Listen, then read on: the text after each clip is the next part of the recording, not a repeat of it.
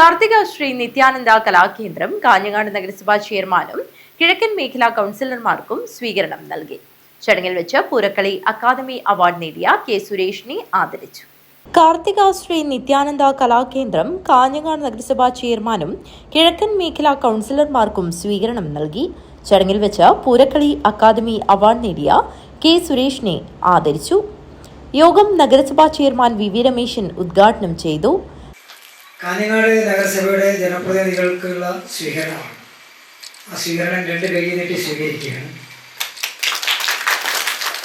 കാഞ്ഞങ്ങാട് നഗരഭരണം എന്ന് പറയുന്നത് 47 കൗൺസിലർമാർ ചേർന്ന് നടത്തുന്ന നഗരഭരണമല്ല. ഇവിടെ ഏതാണ്ട് 85,000-ഓളം ജനങ്ങളുണ്ട്. അതിലേറെ കാഞ്ഞങ്ങാടിനെ സ്നേഹിക്കുന്ന ലക്ഷക്കണക്കിന് ആളുകളുണ്ട്. എല്ലാവർക്കും കൗൺസിലർമാരാകാൻ പറ്റില്ല. ഒരു വാർഡിന് ഒരാൾക്കേ ആവാൻ പറ്റും, ചെയർമാൻ ഒരാൾക്കേ ആവാൻ പറ്റും. 47 ആളെ തിരഞ്ഞെടുത്താൽ ഒരാൾക്കേ ചെയർമാനാണ്. പക്ഷെ ഞാൻ പറയുന്നത് നമ്മളെല്ലാവരും ജനപ്രതിനിധികളാണ് എന്ന ഒരു തോന്നലിലേക്ക് നമ്മൾ ഓരോരുത്തരും മാറണം. അങ്ങനെ മാറിയാൽ നമ്മളെല്ലാവരും ചേർന്ന് ഈ നാട് ഭരിക്കണം.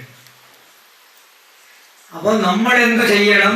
നമ്മൾ നിശ്ചയിക്കണം. നമ്മൾ നിശ്ചയിച്ചുറച്ച് നല്ല കാര്യം ചെയ്യണം. സ്റ്റാൻഡിംഗ് കമ്മിറ്റി ചെയർപേഴ്സൺ സുമതി, കൗൺസിലർമാരായ രുക്മിണി, മിനിമോൾ, സജിത, അജിത, എം വിജയൻ എന്നിവർ സ്വീകരണത്തിന് നന്ദി അർപ്പിച്ച് സംസാരിച്ചു. ചടങ്ങിൽ വിവിധ രാഷ്ട്രീയ പ്രതിനിധികൾ, സംഘടനാ പ്രതിനിധികൾ എന്നിവർ സംസാരിച്ചു.